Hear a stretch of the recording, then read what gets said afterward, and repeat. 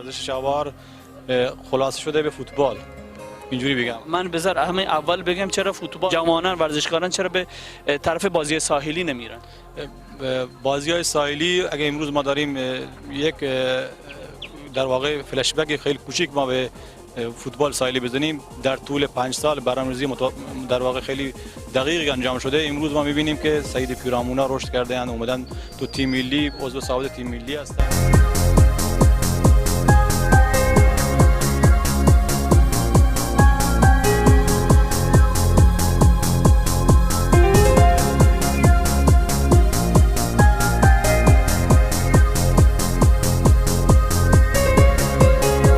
چابهار ورزش جایگاه خاص خودشو داره در بین کلی رده‌های سنی.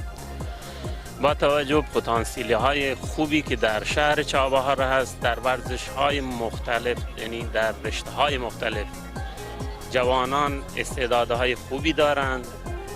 فقط یک نکته هستش که توجه ویژه‌ای رو میطلبه از طرف مسئولین و دستاندرکارانی که در این حیطه میتونن کمک بکنن، یاری بکنن.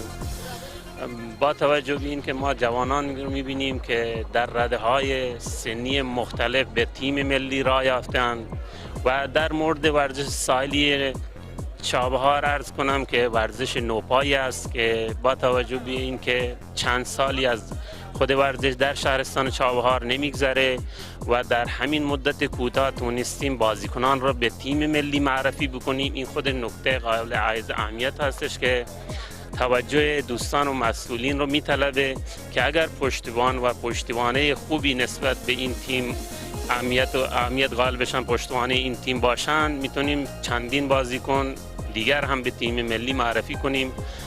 چون ورزش ساحلی برای ورزش ساحلی امکانات زیادی نمیطلبه، با یه زمین خاکی و بدون این که حتی مثلا بگه از کفش استفاده بشه، باید با یه ست ورزشی پیراهنشون میتونن تو این ورزش شرکت کنن و بازی های خوبی هم در این دوره ما برگزار کردیم و تونستیم هم موفق باشیم. استعدادهای خوبی داریم در شهر چابهار و فقط ما مسئولین، دوستان عزیزان در این امر به ما کمک بکنن که بتونیم بازی ها را به طور مرتب و منظم برگزار بکنیم.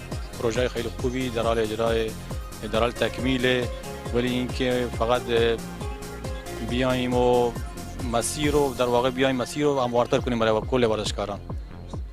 آقای جادیال، اگر صحبت آخری با بینندگان عزیز، جوانان عزیز ورزشکاران داری بفرمایید. بنده صحبتم در آخر از همه مسئولین تقاضا دارم، به خصوص با توجه به اینکه ادارات کلی در چابهار واقع هستند، از خود منطقه آزاد و اداره کل شیلات، اداره کل گمرک، اداره کل بنادر و کشتیرانی و سایر ادارات که توانایی دارند اسپانسر و یا حامی مالی یا از لحاظ حامی به هر حال باشند که بتونن ورزشکارا به نتایج خوبی دست پیدا کنند، اینا رو حمایت بکنن. هم از لحاظ به هر حال هر نوع حمایتی که میتونن معنوی باشه، هم این ورزشکارا رو حمایت کنن تا بتونن اینا استعدادشون شکوفا بشه. تشکر.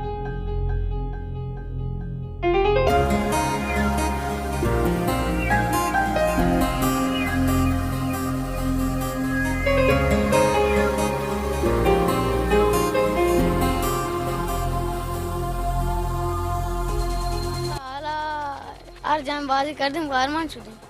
هر جا بازی کردی قهرمان شدی؟ بله. چند تا قهرمانی آوردی؟ در الحاضر 4 تا.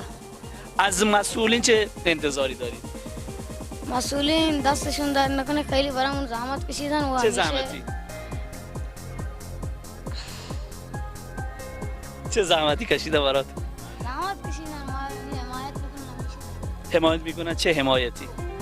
حمایت میکنن ما ادامه بدیم، به ما رویه میدن. فقط رویه میدن؟ زیرساخت‌های ورزشی چابهار چطوره؟ راضیم. راضی هستی؟ بله.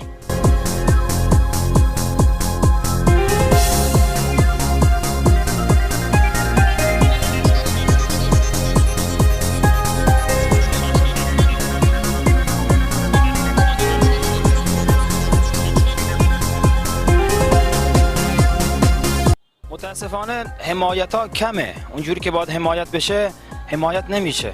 ولی استعداد جوری که من میبینم و تمام فوتبال دوستا فکر کنم نظرشون همین باشه، استعداد زیاد داریم اما حمایت خیلی کمه. باید خیلی بیشتر از اینا حمایت بشه از ورزشکارا، بخصوص رده های پایه، نونهالان، نوجوانان.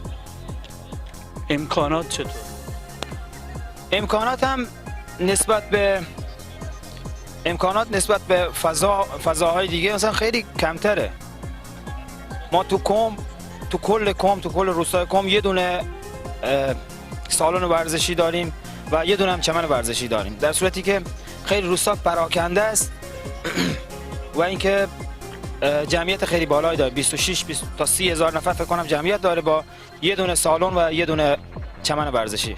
شکر الحمدلله ما فوتبال ساحلی هم بازی کردیم، کار کردیم، یعنی من خودم مربیگری کردم فوتبال ساحلی، اما متاسفانه امسال یکم حالا ضعیف‌تر شده فوتبال ساحلی. مسابقه چیزی ما ندیدیم، مسابقات جامی چیزی ما ندیدیم، ولی در کل ما استقبال کردیم از مسابقات ساحلی، حالا فوتبالی هست و تیمی دارید که در خود فوتبال ساحلی مثلا کار بکنید؟ من همین تیمی که دارم تمام رده ها، مثلا بزرگسالانم تو فوتبال ساحلی کار کردم. چرا؟ پارسال یا سال فکر کنم ما تو فوتبال ساحلی مسابقات شرکت کردیم، هم نوجوانان و بزرگسالان مسابقات گذاشته بودن و ما کار کردیم اونجا. چرا؟ ورزش‌های ساحلی رو هم دوست داری یا نه؟ سالی زیاد علاقه به ورزش سالی ندارم. چرا؟ دلیلش میدونی چیه؟ زود آدم خسته میشه. از فوتبال خسته نمیشی؟ خسته میشه ولی فوتبال یه چیز دیگه است برام. امکانات ورزشی چطوره؟ الان کجا داری فوتبال بازی؟ قبلا چمن بازی میکردم کم، الان فعلا دارم میرم سالن. سالن تو کم، روستای کم سالن هم داره؟ آره. امکانات چطور اونجا؟ خوبه؟ آره خوبه، بدک نیست امکانات. راضی هستی؟ آره.